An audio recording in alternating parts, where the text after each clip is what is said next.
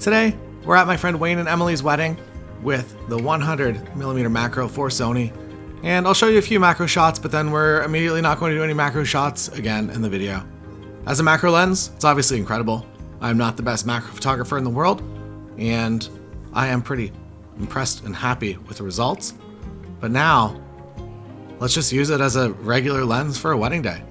I'll also mention that all of these photos have been edited by Imagen. So what Imagen is, pattern recognition editing. And if you want to give it a shot, you get 1,500 free edits. I'll put a link down below. And you also will get, if you decide to become an ongoing Imagen user, you'll also get my editing profile as well. So it's better than a preset because it actually is tracked, I think 35 or 40,000 images I've edited in the past, and it will edit yours to look similar. And you can make modifications if you want, but overall, it's pretty darn good. That profile is also usually $250, but it's yours for free if you use the link down below. 100mm focal length, I love it. For wedding photography, I find that a 135 is a little bit too long, and in 85, I'm usually punching into crop mode. So if you're on a camera, this is all shot on the A7R Mark V. And if you are on a high megapixel camera like this, you can punch into crop mode and you can still have 20 plus megapixels, I believe, and even if you're on a 24 megapixel camera and you're getting 12 megapixel crop files from a wedding day, if it's just for the documentary stuff, and typically it's during a ceremony when I just can't get closer, I think it's totally fine to have a lower megapixel file for a few of those documentary images. You obviously don't want to shoot the entire day like that, but for a few I think it's fine. But with this camera, you have no issues at all. You can go to crop mode. Even at 100, you can go to crop mode and turn this into a 150 if you want. Technically, you're just cropping. And the versatility that comes along with this lens. So one, this would be a lens that I would use for most speeches and first dances as well. And it is a 2.8 aperture, which means that pretty much every venue that you shoot in, you're probably going to be fine, especially if you're going to light it. This venue specifically is probably one of the darker venues that I shoot, and it definitely became a problem at 2.8. So I did, I guess I should mention here that the photos you're going to see all from this lens, all from this camera, but my main camera for the wedding day was an Nikon Z6 III, and I used a combination of the 51.2 and the 24-70. So that was the main camera for the day, but everything you're going to see in this is all from the 100 macro, used somewhat incorrectly. And by that I mean just essentially using it how I'd use an 85mm lens, a regular lens. But the added benefit is that you now have a macro lens in your bag, so all the ring shots and all the jewelry shots that you would usually do are kind of cheat to make happen, and by cheat I mean go into crop mode and get as close as you physically can, but it's definitely not a proper macro shot. And thinking back on my gear journey through the years, I carried a macro lens with me, and it was specifically just for ring shots and maybe some other details, but I carried that lens with me probably for 3 or 4 years, and I didn't use it for anything else. The only thing I used it for was for macro shots. And if you follow the channel, you know that I like to put everything in one single bag, that I bring one bag with me that I can carry around all day, and have a bonus lens that I use for 5 minutes in the day, not really ideal. So a solution like this is a lot better.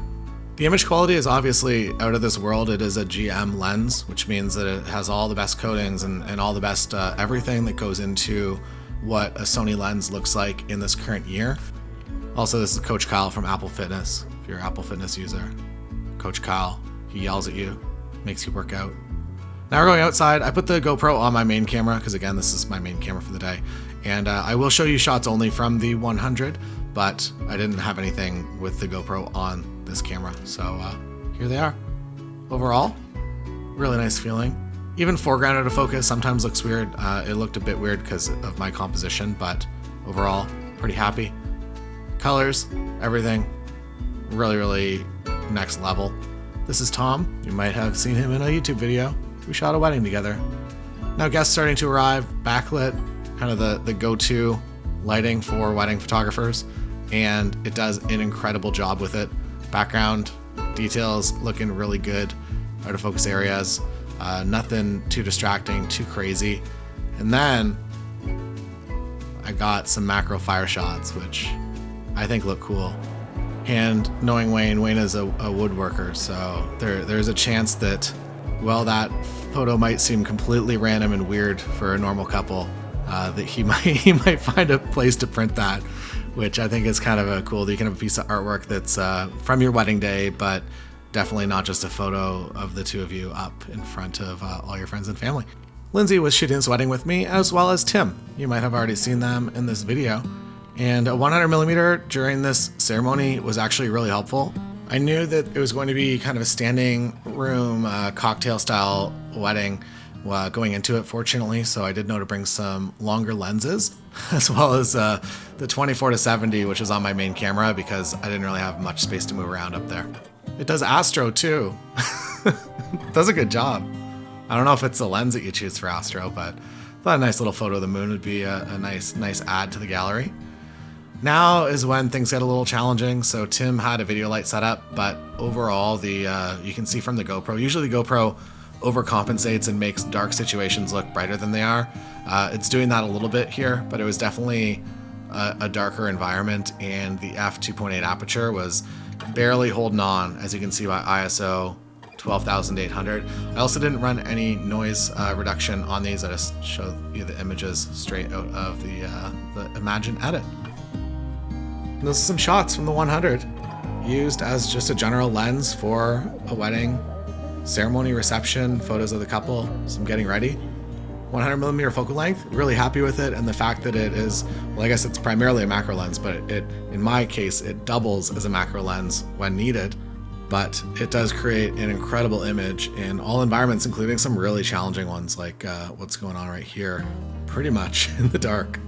Thanks so much for watching, and if you want to get started with Imagen, 1,500 free edits, and if you decide to become an ongoing user, you get my profile, which is usually $250 on its own, completely for free.